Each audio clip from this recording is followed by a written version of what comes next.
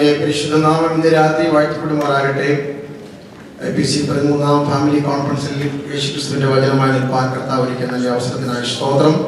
അതിനെ എനിക്ക് അവസരമൊരുക്കിയ ഈ നാഷണൽ കോൺഫറൻസിന്റെ എക്സിക്യൂട്ടീവ്സിനെ എല്ലാവർക്കും കർത്താവ് യേശുക്രിസ്തുവിന്റെ നാമത്തിലുള്ള വന്ദനത്തെ അറിയിക്കുന്നു. ഈ വേദിയിലായിരിക്കുന്ന ഗ്രഹിക്കപ്പെട്ട ദേവദാസന്മാർക്കായി സ്തോത്രം. വിശേഷാൽ അധ്യക്ഷനും കൺവീനറും ഒക്കെ എല്ലാവരുടെയും പേരെടുത്ത് പറഞ്ഞ് ഞാൻ അതിനെ ആവർത്തിക്കുന്നില്ല. IPC പ്രസ്ഥാനത്തിൽ ശക്തമായി നിലനിർത്തപ്പെട്ട ദേവദാസന്മാരെ ശുശ്രൂഷകളെ ഓർത്ത് കർത്താവിന് നന്ദി പറയുന്നു. ഈ കോൺഫറൻസിൽ പങ്കെടുക്കുവാൻ വിവിധ സ്ഥലങ്ങളിൽ നിന്ന് യാത്ര ചെയ്ത് കടന്നു വന്ന ദൈവമക്കൾക്കായി സ്തോത്രം. എനിക്ക് ശേഷം അതിനെ ശുശ്രൂഷിക്കുന്ന ഈ കോൺഫറൻസിന്റെ പ്രധാന പ്രാസംഗികനായിരുന്ന പാസ്റ്റർ പ്രതാപ് സിംഗിനെ തന്റെ ശുശ്രൂഷകളെ ഓർത്ത് കർത്താവിനെ സ്തുതിക്കുന്നു. ഞാൻ ശുശ്രൂഷിച്ച സഭകളൊക്കെ കടന്നു വന്ന് വചനം അറിയിച്ചിട്ട് വളരെ അനുഗ്രഹിക്കപ്പെട്ട തന്റെ ശുശ്രൂഷയ്ക്കായി സ്തോത്രം. തുടർന്ന് കർത്താവിന്റെ ദാസൻ വചനം സംസാരിക്കുമല്ലോ. ഈ ദിവസം നടക്കുന്ന കോൺഫറൻസ് വളരെ അനുഗ്രഹമായി തീരുമെന്ന് വളരെ വിശ്വാസം എനിക്കുണ്ട്. കാരണം കർത്താവിന്റെ ദാസൻ പാസ്റ്റർ അലക്സോടി ഓർപ്പിച്ച പ്രകാരം ധാരാളം ദൈവമക്കൾ തുടർമാനമായി ഈ കോൺഫറൻസിന്റെ അനുഗ്രഹത്തിനായി പ്രാർത്ഥിക്കുന്നു. കഴിഞ്ഞ ഒരാഴ്ച ഞങ്ങളുടെ സഭയിലെ IPC എബനേസറിലൊക്കെ രാവും പകലും മാറി മാറി ഉപവാസ പ്രാർത്ഥനകളായിരുന്നു ഈ കോൺഫറൻസിന്റെ വിശേഷ അനുഗ്രഹത്തിനാണ്. ദൈവമക്കളുടെ പ്രാർത്ഥനയുടെ പ്രതിഫലനം ഈ കോൺഫറൻസിൽ ഉണ്ടാകുമെന്ന് ഞാൻ ശക്തമായി വിശ്വസിക്കുന്നു. അത് കാണുവാൻ ഞാനും ആത്മാവിൽ കൊതിക്കുകയാണ്. അവരുടെ ശുശ്രൂഷകളെ അവർ ബഹുമാനിക്കുന്നു. എന്നേക്കാൾ ശക്തമായി വചനം സംസാരിക്കുന്ന ദൈവദാസന്മാരാണ് ഈ വേദിയിലും സദസ്സിലും ഇരിക്കുന്നത്. അവരെ ഓർത്ത് കർത്താവിനെ സ്തോത്രം ചെയ്യുന്നു. അധികം സമയം എടുക്കുവാൻ എനിക്ക് തന്നതിൽ കുറച്ച് സമയം ഞാൻ എടുക്കുന്നുള്ളൂ. കാരണം കർത്താവിന്റെ ദാസനിൽ നിന്ന് കേൾക്കുവാൻ ഞാനും താല്പര്യപ്പെടുന്നു. അനുഗ്രഹിക്കപ്പെട്ട തീമിനെ ഞാൻ കർത്താവിനെ സ്തോത്രം ചെയ്യുകയാണ്. അതിന്റെ 2 വശങ്ങളാണുള്ളത്. ഒന്നാം വശം കർത്താവിന്റെ ദാസനെ ഓർപ്പിച്ചു, മരണപര്യന്തം വിശ്വസ്തനായിരിക്കുക. Be faithful even at the point of death. മരിക്കേണ്ടി വന്നാലും വിശ്വസ്തനായി മരിക്കുക എന്ന് പറഞ്ഞൊരു വലിയ ഭാഗ്യമാണ്. അതിന്റെ വേറൊരു വശമുണ്ട്, ജീവിച്ചിരിക്കുന്ന ഓരോ ദിവസവും വിശ്വസ്തയോടെ പരമാർത്ഥയോടെ കർത്താവിനെ സേവിക്കുക. ആ ഒരു ഭാഗം ഇന്ന് രാത്രി ചുരുങ്ങിയ മിനിറ്റുകൾ കൊണ്ട് ഞാൻ സംസാരിക്കാൻ താല്പര്യപ്പെടുന്ന ശക്തന്മാരായ ദേവദാസന്മാർ ഇതിന്റെ മറുവശങ്ങളെ കുറിച്ച് ആധികാരികമായി അടുത്ത ദിവസങ്ങളിൽ സംസാരിക്കുമെന്ന് എനിക്ക് കർത്താവിൽ വളരെ പ്രതീക്ഷയുണ്ട്. വെളിപ്പാട് പുസ്തകം 2-ാം അധ്യായം 10-ാം വാക്യം നാം ആവർത്തിക്കുന്നു, മരണപര്യന്തം വിശ്വസ്തനായിരിക്കാം. ഒരു സ്നാനക്കടവിൽ നിന്ന് കയറി വരുന്ന വ്യക്തിയുടെ തലയിൽ കൈവച്ച് പറയാൻ മാത്രം ഉപയോഗിക്കുന്ന ഒരു വാക്യമല്ല ഇത്. ജീവിതകാലം നിലനിർത്തുവാൻ കർത്താവ് നമ്മളിൽ നിന്ന് പ്രതീക്ഷിക്കുന്നുണ്ട്. ദേവദാസൻ ഓർപ്പിച്ചൊരു 12-ാം സൈന്യത്തിലെ 1-ാം വാക്യം, ഒരു ഭക്തൻ നിലവിളിക്കുക, കർത്താവെ രക്ഷിക്കണേ.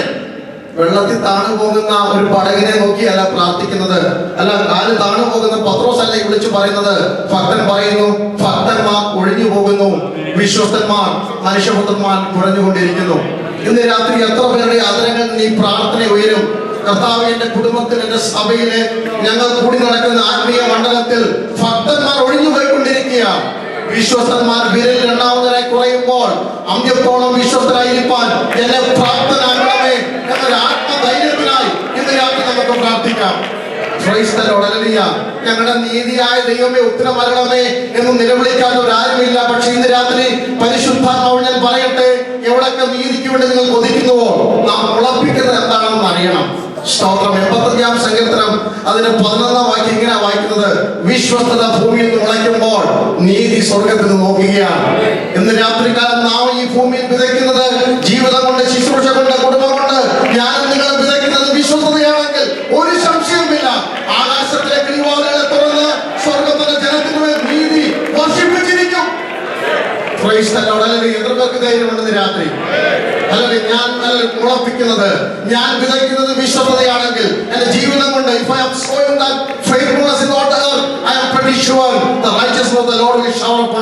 അത് നമ്മുടെ മേൽ പെയ്തിറങ്ങിയിരിക്കും.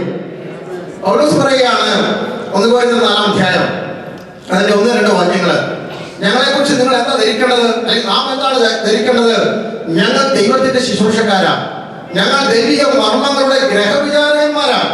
ഗ്രഹവിചാരകന്മാർ തിരക്കുന്നത് എന്താണെന്ന് അറിയാമോ? അംഗബലമോ ആൾപ്പെരുപ്പമോ അണികളുടെ ആരവമോ ആസ്തികളുടെ ആധിക്യമോ ഒന്നുമല്ല. ഗ്രഹവിചാരന്മാരിൽ തിരക്കുന്നതോ വിശ്വസ്തത അത്രേ. ഇന്ന് രാത്രി എന്നെയും നിങ്ങളെയും ഏതെങ്കിലും ദൗത്യം സ്വർഗം ഏൽപ്പിച്ചിട്ടുണ്ടെങ്കിൽ പുറമെയുള്ള മോടിയൊന്നുമല്ല ദൈവം തിരക്കുന്നത്. I should be faithful even to the point of death. ജീവപര്യന്തം വിശ്വസ്തത. Praise the Lord. കുടുംബം ഏൽപ്പിക്കാത്തവരാരുമില്ല, തലമുറ ഏൽപ്പിക്കാത്ത ആരുമില്ല, ഒരു ശുശ്രൂഷയില്ലാത്തവർ ഇന്ന് രാത്രി ആരും കൂടെയില്ല. സ്വർഗം എന്നിൽ നിന്നും തിരക്കുന്നത്, എന്നെ ഏൽപ്പിച്ച ഗ്രഹത്തിൽ നിന്ന് സ്വർഗം തിരക്കുന്നത് വിശ്വസ്തത അത്രേ. ഒരാഴ്ചയോ ഒരു മാസവും നീണ്ടു നിൽക്കുന്നതല്ല, മരണപര്യന്തം അവസാന ശ്വാസത്തിലും വിശ്വസത കാത്തു വരുവാൻ എത്ര പേര് തയ്യാറാകും? Price the Lord.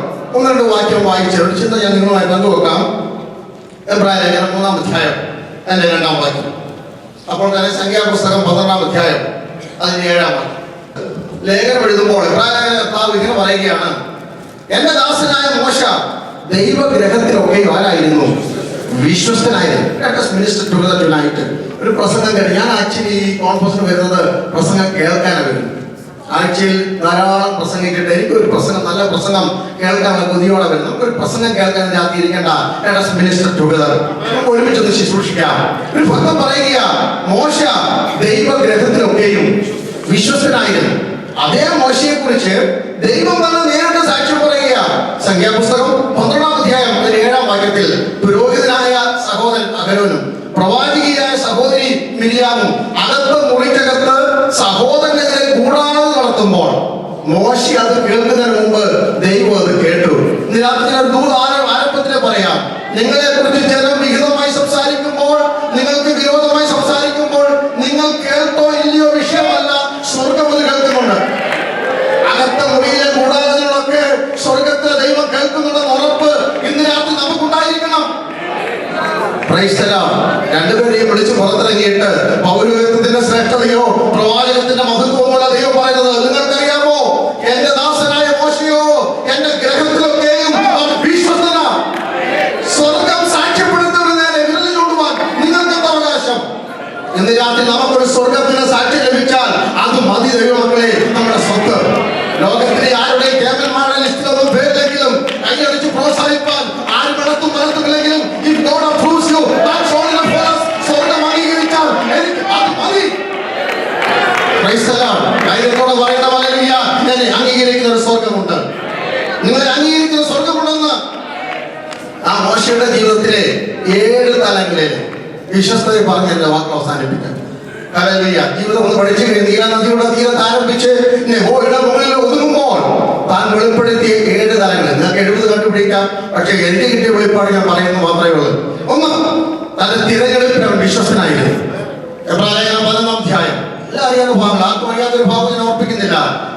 എബ്രായ 11-ന്റെ 24 മുതൽ 26 വരെ വായിക്കുമ്പോൾ he was faithful in his selection. തന്റെ ഓരോ തിരഞ്ഞെടുപ്പിലും he proved his faithfulness. അവൻ വിശ്വസ്തത തെളിയിച്ചു. നമുക്കറിയാവുന്ന ഭാഗങ്ങളല്ല. മോശ കടന്നു വരുമ്പോൾ പാപത്തിന്റെ താൽക്കാല ഭോഗത്തേക്കാൾ ഈ ലോകത്തിൽ കണ്ണുമന്ദിക്കുന്ന ഈ ലോകത്തിലെ ഓരോ തത്വങ്ങളെ നോക്കുമ്പോൾ അതിനേക്കാൾ എനിക്ക് പഥ്യമെന്ന് തോന്നിയത് ദൈവജനത്തോടു കൂടെ കഷ്ടം അനുഭവിക്കുന്നതാണെന്ന് ദൈവദാസൻ ഓർപ്പിച്ചല്ലോ. ഞാനും നിങ്ങളും സൗകര്യമായി സുഖമായി നമ്മുടെ സഹോദരങ്ങൾ കർത്താവിന് വേണ്ടി കഷ്ടമനുഭവിക്കുമ്പോൾ നോർത്ത് ഇന്ത്യയിൽ അധ്വാനിക്കുന്ന കർത്താവിന്റെ ദാസന്മാരെ ഞാൻ നിങ്ങൾ വന്ദനം ചെയ്യുകയാണ്. പലപ്പോഴും ഞാൻ പോയി കടന്നുപോയി കാണാറുണ്ട്. അവർ അനുഭവിക്കുന്ന കഷ്ടം ഓർക്കുമ്പോൾ നമ്മൾ ഒന്നും ആയിട്ടില്ല. മോശയുടെ ഒരു കാര്യം മനസ്സിലാക്കി തുറന്നു വന്നപ്പോൾ എന്റെ സഹോദരൻ ആരാണെന്ന്, മിസ്രയീമിന്റെ പാരമ്പര്യവും മിസ്രയീമിന്റെ പാണ്ഡിത്യവും ഒക്കെ ഉള്ളപ്പോഴും തന്റെ സഹോദരൻ ആരാണെന്ന് അവന് തിരിച്ചറിവുണ്ടായി. ഇന്ന് രാത്രി നമ്മുടെ എല്ലാ comfort സോണിലും we need to recognize who is our true brother. നമ്മുടെ സഹോദരന്മാർ ആരാണെന്നൊരു ബോധ്യം നമുക്കുണ്ടാകണം. അത് തിരിച്ചറിഞ്ഞാൽ പാപത്തിന്റെ താൽക്കാല ഭോഗത്തെക്കാൾ എനിക്ക് പഥ്യമായി തോന്നുന്നത് ദൈവസഭയോട് ചേർന്ന് അനുഭവിക്കേണ്ടത് അനുഭവിക്കുക. പൗലോസ് പറയുന്നു, അവന്റെ കഷ്ടങ്ങളുടെ കൂട്ടായ്മ എനിക്കൊന്ന് അനുഭവിച്ചറിയണം. Praise the Lord. ഹല്ലേലൂയ. പ്രതിഫലം ഒന്ന് നോക്കി തനിക്ക് ലഭിക്കുവാനുള്ളത്, തനിക്ക് ലഭിക്കുന്ന പദവിയും കൂടെ നോക്കി എവിടെ വായിക്കുന്നു? പ്രതിഫലം നോക്കിയത് കൊണ്ട് ഫറവോന്റെ പുത്രിയുടെ മകൻ എന്ന പേരിനേക്കാൾ എന്താ അവൻ നോക്കിയ പ്രതിഫലം? എലിയടവും ചെങ്കോലും മിസ്രയീമിന്റെ രഥങ്ങളും വാഴുവാനുള്ള അധികാരങ്ങളും കിട്ടുവാൻ പോകുന്ന അവകാശങ്ങൾക്കപ്പുറത്ത് ഒരു കൂട്ടം ജനത്തെ അക്കരെ നാട്ടിൽ നയിക്കുവാനുള്ള ഒരു നിയോഗം എന്റെ മേലുണ്ട്. അതായത് ഏറ്റവും വലിയ പ്രതിഫലം.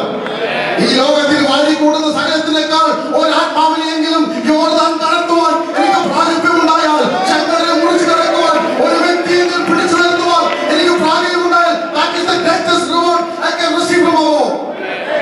Praise the Lord. Hallelujah. ഇന്ന് രാത്രികാലം നമ്മുടെ പ്രതിഫലം അതായിരിക്കട്ടെ. ആത്മാക്കളെ അക്കരെ നാട്ടിൽ കൊണ്ടെത്തിക്കുന്ന ഒരു ആത്മീയ ശുശ്രൂഷ ദൗത്യമായി ഏറ്റെടുത്ത ഭക്തന്മാർക്കായി ഇന്ന് രാത്രി ഞാൻ ആത്മാർത്ഥമായി കർത്താവിനെ സ്തുതിക്കുന്നു. ഫറവോന്റെ പുത്രിയുടെ മകനെന്നേക്കാൾ എനിക്ക് വേണ്ടത് ഒരു ശുശ്രൂഷകന്റെ ചെരുപ്പാണ്. അത് യോഗ്യതയായി കണക്കാക്കുന്നവർക്കായി സ്തോത്രം. ത്രാസിലെ വെച്ച് നോക്കി മിസ്രൈമിലെ സകല നിക്ഷേപങ്ങളും, മിസ്രൈമിലെ സകല നന്മകളും അതിനേക്കാൾ ക്രിസ്തുവിന്റെ നിന്ന വലിയ ധനം തന്നെ.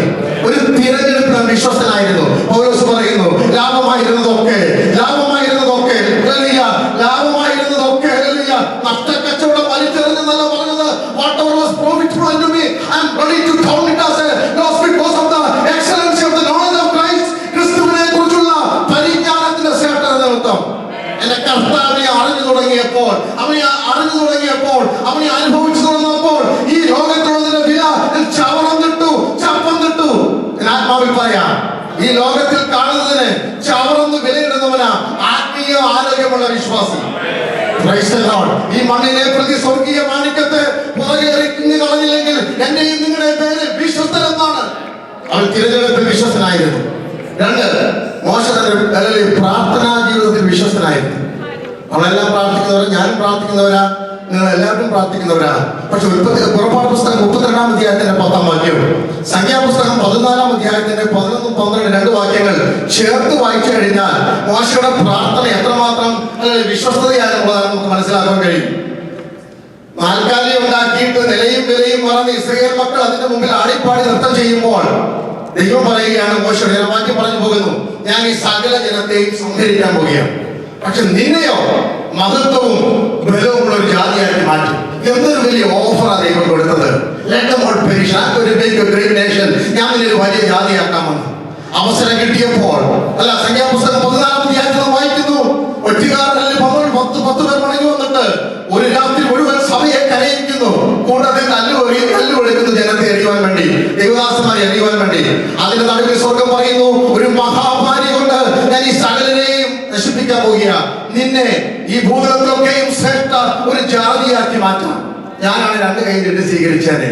പക്ഷെ മോശം മണ്ണിൽ മുഖമർത്തി കണ്ണുനിരക്കി വിളവിച്ചു പറയുന്നു, ഈ ജനം നശിച്ചിട്ട് എനിക്ക് മഹത്വമുള്ള ഒരു ജാതിയായി മാറണ്ട. എന്താ പ്രാർത്ഥനയിലെ വിശ്വസ്തത? ഇടറി വീഴുന്നവനെ പിടിച്ചെഴുന്നേൽപ്പിക്കുന്ന ആത്മാർത്ഥതയുടെ കണ്ണുനീർ നിൽക്കുന്ന സ്ഥലത്ത് പൊടിക്കാൻ പറ്റിയാൽ we are faithful in our prayer life. എന്റെ കാര്യസാധ്യത്തിന് വേണ്ടിയുള്ള പ്രാർത്ഥനയല്ല, എന്റെ വിഷയം സാധിക്കാനല്ല, എനിക്ക് മഹത്വവും എനിക്ക് ബലവും ജ്ഞാനം പ്രാപിപ്പാനല്ല എന്റെ പ്രാർത്ഥന വിഷയം. കൂടെ ഇറങ്ങി തിരിച്ച പലരും ഇന്ന് ഇടറി വീണ്ടും കിടക്കുന്നു. ഒരിക്കൽ ശുശ്രൂഷയിൽ ശോഭിച്ചവര്, ഒരിക്കൽ കർത്താവിനോട് നിന്ന പലരും ഇന്ന് പതറിക്കിടക്കുമ്പോൾ അവർ നശിക്കട്ടെ എന്ന് പറയുന്നതല്ല, അവരെ ഒന്ന് പിടിച്ചുയർത്തുവാൻ ഈ മണ്ണിൽ നിന്ന് എഴുന്നേൽക്കാതെ ആവർത്തിച്ച് അയ്യോ യഹോവേ നശിപ്പിക്കല്ലേ എന്ന് പറഞ്ഞ് പിളർപ്പിച്ചേക്കുവാൻ ചാടി ദൈവകോപത്തിന്റെയും മനുഷ്യരുടെ മേൽ വീഴുവാൻ പോകുന്ന അഗ്നിയുടെ ഇടവിൽ കയറി നിൽക്കുവാൻ ആ ഭക്തൻ തയ്യാറായി. നമുക്ക് അങ്ങനെ പ്രാർത്ഥിക്കാം. എന്താ നമ്മുടെ പ്രാർത്ഥന വിഷയം? രാജാവിന്റെ കൊട്ടാരത്തിൽ പൊഞ്ചക്കോലിന്റെ അഗ്രം തൊട്ടുകൊണ്ട് എസ്തേർ നൽകിയ ഒരു ചോദ്യം. എസ്തേറെ, 120 സംസ്ഥാനം അടക്കി ഭരിക്കുന്ന രാജാവാണ് ഞാന്, നിനക്ക് എന്താ വേണ്ടത്? രാജ്യത്തിന്റെ പകുതിയാണെങ്കിലും തരാം. 60 സ്റ്റേറ്റ് കിട്ടിയാല് ഞാനാണ് വാങ്ങിക്കൊണ്ട് വീട്ടിൽ പോയത്. പക്ഷെ എസ്തേർ പറയുക, എനിക്ക് വലിയ സ്ഥലം വാങ്ങുന്നതല്ല വിഷയം, എനിക്ക് 60 സ്റ്റേറ്റ് ഭരിക്കാനുള്ള വിഷയം എന്റെ ജനത്തിന്റെ വിടുതലാണ്. ഇന്ന് രാത്രി നിങ്ങൾക്ക് ഇങ്ങനെ ഒരു ഓഫർ കിട്ടിക്കഴിഞ്ഞാൽ എന്റെ കാര്യം സാധിച്ചില്ലെങ്കിലും എന്റെ കൂട്ടു സഹോദരൻ കെട്ടിൽ നിന്ന് പുറത്തു വരണം എന്ന് പ്രാർത്ഥിക്കുന്ന പ്രാർത്ഥന വിശ്വത്തിന്റെ പ്രാർത്ഥനയാണ്. മഹാരാജാവിന്റെ സന്നിധിയിൽ പാനപാത്രം പിടിച്ചുകൊണ്ട് മുഖം മ്ലാനമോടെ നിൽക്കുമ്പോൾ രാജാവ് ചോദിക്കുന്നു, നെഹമ്യാവേ, എന്താ മുഖം മാറിയിരിക്കുന്നത്? ഒരു പ്രൊമോഷനല്ല വിഷയം, ഒരു പണികൾ വരികയല്ല, ഒരു സിറ്റുവേഷൻ മാറുകയല്ല. പിതാക്കന്മാരുടെ കല്ലറകളുള്ള എന്റെ പിതാക്കന്മാരുടെ കല്ലറകൾ തീവന്ത്, വാതിലുകൾ തീവന്ത്, മതിലുകൾ ചുട്ടുകിടക്കുന്നു. എനിക്ക് ദേവാലയത്തിന്റെ ഒരു പണിക്കാരനായി മാറണം. ഇന്ന് രാത്രി നിങ്ങളുടെ ആഗ്രഹങ്ങളെ താഴെ കടയിൽ നിന്ന് ഉന്നതമായ ആത്മീയ മണ്ഡലങ്ങളിലേക്ക് നിങ്ങൾ ഉയർത്തിക്കഴിഞ്ഞാൽ നിങ്ങളുടെ പ്രാർത്ഥന വിജയിച്ചു. മോശ തന്റെ പ്രാർത്ഥനയിൽ വിശ്വസ്തനായിരുന്നു. 3, മോശ തന്റെ വിളിയിൽ വിശ്വസ്തനായി. ഓരോ വിഷയങ്ങളും മണിക്കൂറുകൾ സംസാരിക്കേണ്ടതാണ്. എനിക്കിത് ആഗ്രഹമില്ല, കേൾക്കാൻ നിങ്ങൾക്ക് ക്ഷമയില്ല, കർത്താവിന് സമയം കൊടുക്കണം. 3, മോശ തന്റെ വിളിയിൽ വിശ്വസ്തനായിരുന്നു. പുറപ്പാട് പുസ്തകം 28-ാം അധ്യായം 1 മുതൽ 43 വരെ പരന്നു കിടക്കുന്ന ഹല്ലേലൂയ. ആ പൗരോഹിത്യ ശുശ്രൂഷയുടെ മഹത്വം ഉണ്ടല്ലോ. ഹല്ലേലൂയ. ദൈവം പറഞ്ഞു, നിന്റെ സഹോദരനെ അണിയിച്ചൊരുക്കുവാൻ ആത്മാവുള്ള ജ്ഞാനികളോട് പറയണം, വിശേഷ വസ്ത്രം ചിത്രത്തൈലോട് കൂടി മഹത്വത്തിനും മാനത്തിനും അലങ്കാരത്തിനുമായി ഉണ്ടാക്കണം. അത് വിശദീകരിക്കണമെങ്കിൽ 43 മിനിറ്റ് വേണം ഓരോ വാക്യം പറഞ്ഞു പോകാൻ. അതൊന്നും സ്വപ്നം കാണാൻ പോലും കഴിയത്തില്ല. പക്ഷെ അത് ഉണ്ടാക്കിയിട്ട് നിനക്കല്ല, നിന്റെ സഹോദരനും അവന്റെ 4 പുത്രന്മാരായ നാദാബ്, എലീഹു, ഇത്ഥാമാർ, എലെയാസർ, ഇവർക്കായി ഇത് കൊടുക്കേണ്ടത് എന്ന് പറയുമ്പോൾ ഒരു പരാതിയില്ലാതെ പരിഭവമില്ലാതെ ഇത് എനിക്കും എന്റെ മകൻ ഗോർഷോവിനും അല്ലല്ലോ എന്ന് ഓർത്ത് നിലവിളിക്കാതെ അസൂയയില്ലാതെ അത് സഹോദരനെ അണിയിച്ചെങ്കിൽ അവൻ തന്റെ പിടിയിൽ വിശ്വസ്തനായിരുന്നു. എനിക്കിതല്ലോ, എനിക്കില്ലാത്ത വിളിയിൽ പരിഭവം വേണ്ട, എനിക്കില്ലാത്ത വിളിയിൽ എനിക്ക് വിരാമം വേണ്ട, അതുള്ളവരോട് നമുക്ക് അസൂയം വേണ്ട. പക്ഷെ മോശക്കറിയാം, എനിക്കൊരു ശുശ്രൂഷ ദൈവം തന്നിട്ടുണ്ട്. ഇന്ന് രാത്രികാലത്ത് തിരിച്ചറിയുന്നവർക്കായി സ്തോത്രം. എത്ര അലങ്കാരവും എത്ര മാനവും മഹത്വവും എനിക്ക് കിട്ടിയെങ്കിലും God has assigned me, God has appointed me with a precious kind of ministry. That's all sufficient in my life. അതെനിക്ക് മതി. ഇന്ന് രാത്രികാലം മറ്റുള്ളവരുടെ ശുശ്രൂഷയല്ല, ദൈവം എനിക്കൊരു ശുശ്രൂഷ തന്നു എന്ന് ഉറപ്പുള്ളവർക്കായി ഇന്ന് രാത്രി ഞാൻ സ്തോത്രം ചെയ്യുന്നു. ഇവിടെ ഇരിക്കുന്ന എല്ലാവർക്കും അതുകൊണ്ടല്ലേ പൗലോസ് പറയുന്നത് 2 Corinthians 4-ാം അധ്യായം 1-ാം വാക്യത്തിൽ, എന്തുകൊണ്ടാണ് ഞങ്ങളുടെ ഹൃദയം അടുത്തു പോകാത്തത്? അതുകൊണ്ട് ഞങ്ങൾക്ക് കരുണ ലഭിച്ചിട്ട് ഒരു ശുശ്രൂഷയുള്ളത് കൊണ്ട് ഞങ്ങൾ അനേകപ്പെട്ടു പോകുന്നില്ല. ഇന്ന് രാത്രികാലം ധൈര്യത്തോടെ പറഞ്ഞാട്ട് അല്ലെങ്കിൽ ഒരു കൊച്ചു പ്രാർത്ഥനയായിക്കൊള്ളട്ടെ, മുഴങ്കാലിൽ ഇരിക്കുന്ന ഒരു കവിയായിക്കൊള്ളട്ടെ, വചനം വായിച്ച കിട്ടുന്ന വെളിപ്പാടാകട്ടെ, 4 വാക്ക് എഴുതാനുള്ള കഴിവാകട്ടെ, അതോ സഹോദരന്മാരെ പോലെ പാടാനുള്ള കഴിവാകട്ടെ, ലഭിച്ച ശുശ്രൂഷയ്ക്കായി ഇന്ന് രാത്രി സ്തോത്രം ചെയ്യണം. ഹല്ലേലൂയ. തന്റെ വിളിയിൽ അവൻ വിശ്വസ്തനായിരുന്നു. സ്തോത്രം. ഹല്ലേലൂയ. 4, ദൈവത്തെ അനുസരിക്കുന്ന കാര്യത്തിൽ അവൻ വിശ്വസ്തനായിരുന്നു. He was faithful in obeying God even at the point of death. അതല്ലേ മരണം വരെയും വിശ്വസ്തനായിരിക്കും. യേശു നമുക്ക് മാതൃക. മരണത്തോളം, ക്രൂശിലെ മരണത്തോളം അനുസരണമുള്ളവനായി മാറിയിരുന്നു. സമാഗമന കൂടാരത്തിന്റെ പണിക്ക് അറിയാവുന്ന ഭാഗമല്ലേ, ദൈവം പർവ്വതത്തിൽ മാതൃക കാണിച്ചു കൊടുക്കുന്നു. 40 വർഷം ഇസ്രായേലിലെ സകല വിദ്യയും ജ്ഞാനം അഭ്യസിപ്പിച്ചവൻ, വാക്കിലും പ്രവൃത്തിയിലും സാമർത്ഥ്യമുള്ളവൻ, എല്ലാവരെയൊക്കെ എടുക്കനാ. പക്ഷെ പിരമിഡിന്റെ പ്ലാൻ തലയിൽ നിന്ന് തുടച്ചു കളഞ്ഞിട്ട് സ്വർഗത്തിന്റെ പ്ലാൻ പ്രകാരം ആ പർവ്വതത്തിൽ കാണിച്ചു കൊടുത്ത മാതൃക പ്രകാരം അവനത് പണിതെടുക്കുമ്പോൾ ദൈവത്തെ അനുസരിക്കുവാൻ എത്രമാത്രം വിശ്വസ കാണിച്ചു. നാം ആവർത്തിച്ച് വായിക്കുന്നില്ലേ, ദൈവം പറഞ്ഞതുപോലെ തന്നെ മോശ ചെയ്തു. തന്റെ ബുദ്ധി ഉപയോഗിക്കാതെ, തന്റെ ജ്ഞാനം ഉപയോഗിക്കാതെ, സ്വന്തം അഭിപ്രായം ഉപയോഗിക്കാതെ ദൈവാലോചനയ്ക്ക് അവൻ ശുശ്രൂഷ ചെയ്തു. ദൈവത്തെ അനുസരിക്കുന്നത് അൺകോംപ്രമൈസിങ് ക്രിസ്ത്യൻ വാക്ക്. ഈ ലോകത്തോട് താതാത്മ്യപ്പെടാത്ത ഒരു ആത്മീയ ജീവിതം, അതിര് മാറ്റാത്ത, അളവ് മാറ്റാത്ത, സുവിശേഷത്തിന് പരിധിയിടാത്ത, പരിമിതിയിടാത്ത, പിതാക്കന്മാരിട്ട് അതിര് മാറ്റാത്ത ഒരു അനുസരണത്തിനായി എത്ര പേര് തയ്യാറാകും? സാഹചര്യം മാറിയാൽ, കൾച്ചർ മാറിയാൽ, ലാംഗ്വേജ് മാറിയാൽ, ദേശം മാറിയാൽ മാറുന്നതല്ല ദൈവത്തിന്റെ വചനത്തിൽ പ്രമാണം. സ്വർഗം കാണിച്ച മാതൃക പ്രകാരം തന്നെ ഞാനും എന്റെ കുടുംബവും ദൈവത്തെ സേവിക്കുമെന്ന് ആത്മാവിൽ വിളിച്ചു പറയുവാൻ ഈ കോൺഫറൻസിൽ ജനങ്ങൾ തയ്യാറാകട്ടെ. We will remain faithful even unto the point of death. Hallelujah. ഞങ്ങൾ വിശ്വസ്തരായിരിക്കും. ദൈവം പറഞ്ഞ അളവിനൊത്തവണ്ണം ജീവിക്കണം. നോഹയോട് പറയാ, ഒരു പെട്ടകം പണിതാട്ടെ, കടിയുടെ പേര് ഗോഫറായിരിക്കും. എന്താ കതിരോഹരമായിക്കൂടെ? അത് പിന്നെ ഞാൻ പറയാം. എന്താ ഞാങ്ങനെ ആയിക്കൂടെ? അത് സമയമാകുമ്പോ പറയാം. പക്ഷെ ഇപ്പൊ ഉണ്ടാക്കേണ്ട പെട്ടകം ഗോഫർ മരം കൊണ്ടായിരിക്കണം. 300 മുഴം നീളം, 50 മുഴം വീതി, 30 മുഴം ഉയരം. എന്തിനാ കർത്താവേ? അരയടി കുറഞ്ഞാൽ കുഴപ്പമുണ്ടോ? നോഹൻ, നിനക്കറിയത്തില്ല. ഞാൻ പുറപ്പെടുവിക്കാൻ പോകുന്ന വെള്ളത്തിന്റെ ആഴം, ആഴിയുടെ ഓരോ തുറക്കുമ്പോൾ ആകാശത്തിന്റെ കിളിവാതിൽ തുറന്ന് പൊങ്ങുന്ന വെള്ളത്തിന്റെ ആഴം അറിയുന്നവൻ പറയുന്ന അളവിന് പെട്ടകം പണിയണം. ഹല്ലേലൂയ. ഇന്ന് രാത്രികാലം മുമ്പിൽ കടന്നു വരുന്ന പ്രതികൂലങ്ങളും, മുമ്പിൽ അനുഭവിക്കുന്ന കാറ്റുകളും, മുമ്പിൽ വച്ചിരിക്കുന്ന പ്രതിഫലവും ഒക്കെ അറിയുന്നവൻ തരുന്ന അളവിനും അതിനും ഒപ്പം ജീവിച്ചാൽ ആ പെട്ടകത്തിന്റെ ഒരാണി പോലും ഇളകത്തില്ല എന്ന് ആത്മാവിനെ വിളിച്ചു പറയട്ടെ. അനേകരുടെ വിശ്വാസത്യാഗം സംഭവിക്കുമ്പോൾ, അനേകരുടെ കൃപ ചോരുമ്പോൾ, എന്തുകൊണ്ടാ? സ്വന്തം ബുദ്ധിക്കൊത്തവണ്ണം പെട്ടകം പണിതാൽ, സ്വന്തം ബുദ്ധിക്കൊത്തവണ്ണം സഭ പണിതാൽ, സ്വന്തം ബുദ്ധിക്കൊത്തവണ്ണം കുടുംബം പണിതാൽ ആ വെള്ളത്തിൽ ആ പെട്ടകം മുന്നിലിരിക്കും. വിശ്വസന്മാർ കൃപയ്ക്കൊത്തവണ്ണം, വിശ്വസന്മാർ ദൈവം കാണിച്ച മാതൃക്കൊത്തവണ്ണം പെട്ടകം പണിയട്ടെ. അബ്രഹാമിനോട് പറയുന്നു, അങ്ങനെ യാഗം കഴിക്ക്. ഒരു ഭക്തൻ രാവിലെ എഴുന്നേറ്റിട്ട് വിറക് കയറുക, പണിയൊന്നുമില്ല പിതാവേ, ഏതായാലും മകനെ യാഗം കഴിക്കണമല്ലോ. പക്ഷേ എനിക്ക് യാഗപീഠത്തിന്റെ മുകളിൽ അവിടെ ചെന്നിട്ട് അല്ല എന്റെ വീട്ടിലേക്ക് തുടങ്ങണം. ഞാൻ ദൂത് പറയാം, നീ ദൈവനാമത്തിന് വേണ്ടി ആരാധനയ്ക്ക് വേണ്ടി വിറക് കീറിയവരാണെങ്കിൽ നിന്റെ തലമുറയെ മോറിയാമലയിൽ വെട്ടിക്കീറാൻ ഒന്നും സമ്മതിക്കത്തില്ല. ഏതെങ്കിലും വിഷയത്തിൽ നീ അധ്വാനിച്ചിട്ടുണ്ടെങ്കിൽ നിന്റെ തലമുറ നിന്റെ കയ്യെത്താവുന്ന ദൂരത്ത് വെട്ടിക്കീറുവാൻ ദൈവം സമ്മതിക്കത്തില്ല. എത്ര പേർ കർത്താവിനെ സ്തുതിക്കും? പ്രഭാതയാമത്തിൽ ദൈവത്തിന് വേണ്ടി വിറക് കീറിയ, ദൈവത്തിന് വേണ്ടി പാട്ടുപാടുക, ദൈവത്തിന് വേണ്ടി മനസ്സ് കീറിയ, ദൈവത്തിന് വേണ്ടി ശരീരം ഉയർത്തൊഴിക്കുക നിന്റെ തലമുറയെ അല്ലെങ്കിൽ മോറിയ മലയുടെ മുകളിൽ കഷണം കഷണമാക്കുവാൻ നിന്നെ വിളിച്ചവൻ സമ്മതിക്കത്തില്ല. അവൻ പറഞ്ഞതുപോലെ ഇന്ന് രാത്രി നമുക്ക് അനുസരിക്കാം. മോശ അനുസരണത്തിൽ വിശ്വസ്തനായിരുന്നു. 5 മോശ പണത്തിൽ വിശ്വസ്തനായിരുന്നു. പറയാൻ പറ്റാത്ത വിഷയം പറയാൻ പോകുന്നത് സ്വപ്നാറ്റും കാര്യമല്ലേ പറഞ്ഞു വരുന്നത്. ആത്മീയ ലോകം അതപ്പതിച്ചു പോയ ഒരു കാലഘട്ടം. വ്യഭിചാരം അല്ലെങ്കിൽ വിഗ്രഹാരാധനയൊക്കെ നമ്മളങ്ങ് പ്രൊജക്ട് ചെയ്ത് പറയും. പക്ഷെ സകല ദോഷത്തിനും കാരണം ദ്രവ്യാഗ്രഹം. മറ്റേതിനെ ചെറുതാക്കിയില്ല, അനുവദനീയമല്ല. ദ്രവ്യാഗ്രഹം സകലവിധ ദോഷത്തിനും കാരണമല്ലോ. പ്രസംഗിക്കേണ്ട കാലഘട്ടമാണ്. മോശ പണത്തിൽ വിശ്വസനായിരുന്നു. എന്താ തെളിവ്? പുറപ്പാട് പുസ്തകം 36-ാം അധ്യായം 3 മുതൽ 7 വരെ വായിക്കുമ്പോൾ രാവിലെ ജ്ഞാനാത്മാവുള്ള ജ്ഞാനികൾ ഓടി എന്ന് പറയുക, അയ്യോ മോശേ, ആലയമണിക്ക് കൊണ്ടുവരുന്നത് ഇഷ്ടംപോലെ സഹോദരന്മാര് വസ്തുവകൾ, സ്വർണം, വെള്ളി എല്ലാം ദർപ്പണമെല്ലാം എന്ന് കൊണ്ടുവരിക. നമുക്ക് വേണ്ടുവോളമായി ദൈവം നിന്ന് പ്രസംഗിക്കാൻ പറ്റുമോ? Offering is sufficient for us. My grace is sufficient for us. Good.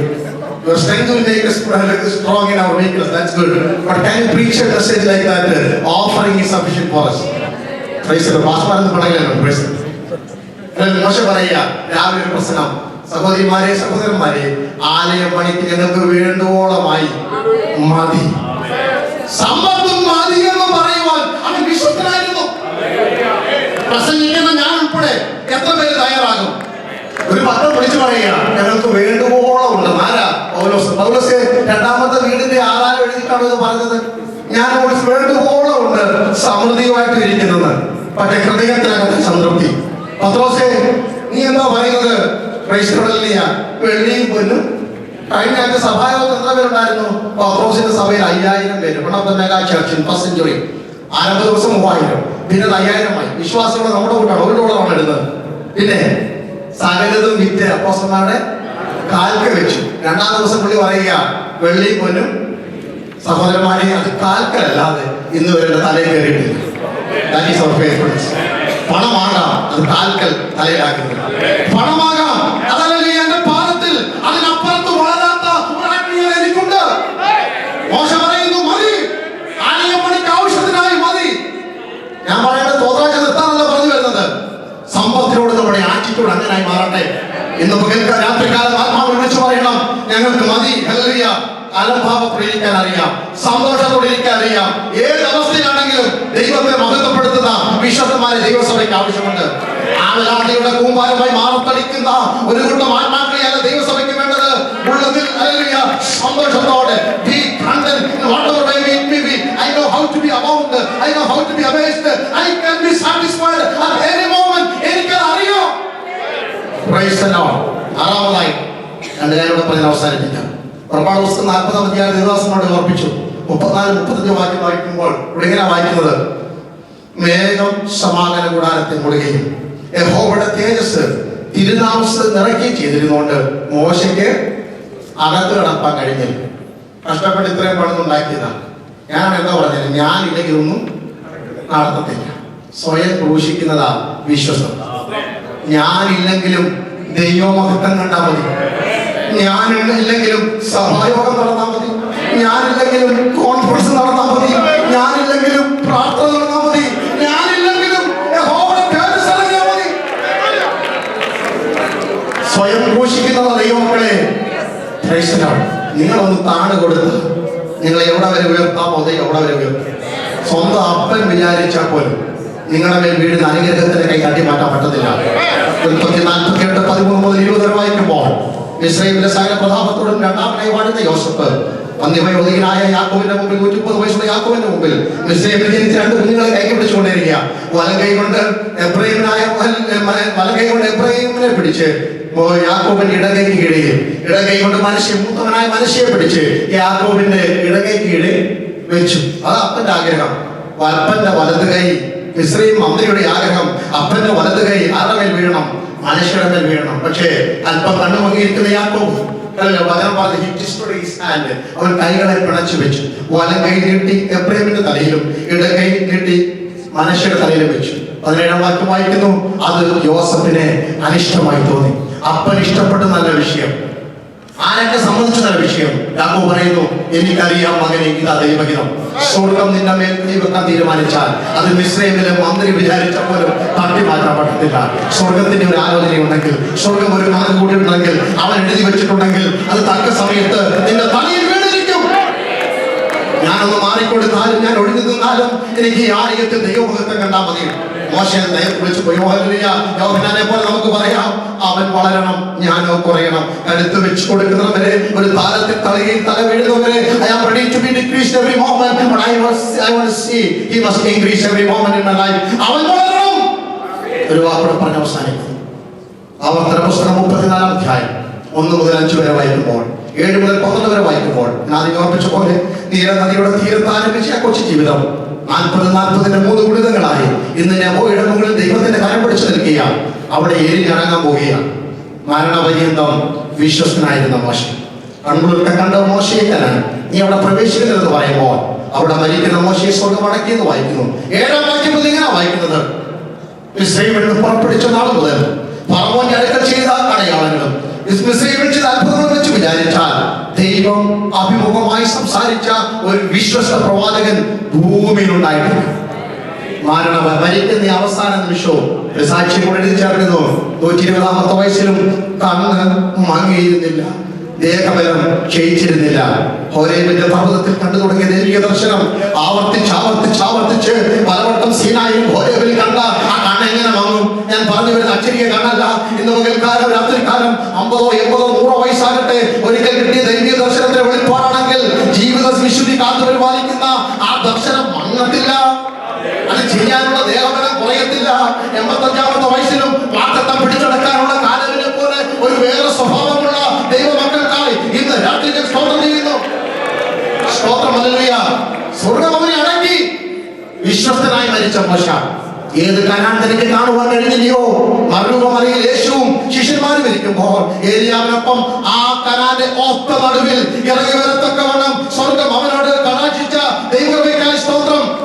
ഇന്ന് രാത്രി ഈ പ്രസംഗം കേൾക്കുന്ന, തുടർന്ന് വചനം കേൾക്കുന്ന, ഈ ദിവസങ്ങളിൽ ദൈവത്തിലായിരിക്കുന്ന ദൈവമക്കളോട് ഞാൻ പറയട്ടെ, എനിക്കും നിങ്ങൾക്കും തീരുമാനിക്കാം, കർത്താവേ, ഈ ഭൂമിയിൽ ജീവിച്ച് പരമാർത്ഥതയോടെ വിശ്വസ്തയോടെ അങ്ങയെ സേവിച്ച് കല്ലറയ്ക്കപ്പുറത്ത് ഒരു ചലിക്കുന്ന ജീവന്റെ